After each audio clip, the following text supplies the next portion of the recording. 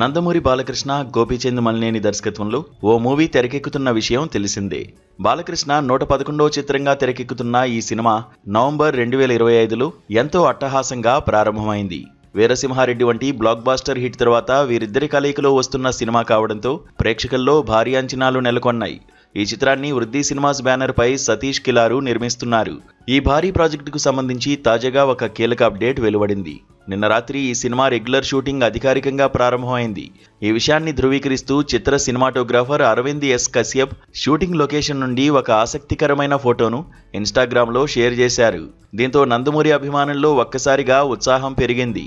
Cinema కథాంశం విషయానికొస్తే ఇది ఒక పీరియాడిక్ బ్యాక్డ్రాప్లో సాగే కథని సమాచారం. ఈ సినిమాలో కొంత హిస్టారికల్ టచ్ ఉండడమే కాకుండా బాలయ్య బాబు ఒక మహారాజు పాత్రలో కనిపించబోతున్నారట. బాలయ్యను వెండితెరపై రాజాగా చూడడం అభిమానులకు కంటి నిండుగా ఉండడమే కాక కథలో విజువల్స్ కూడా చాలా గ్రాండ్గా ఉంటాయని తెలుస్తోంది. ఈ ప్రతిష్టాత్మక చిత్రంలో స్టార్ హీరోయిన్ నయనతార నటిస్తోంది.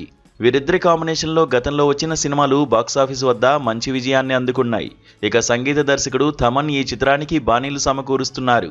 తనదైన నేపథ్య సంగీతంతో సినిమాను మరో స్థాయికి తీసుకువెళ్లేందుకు ఆయన సిద్ధమవుతున్నారు.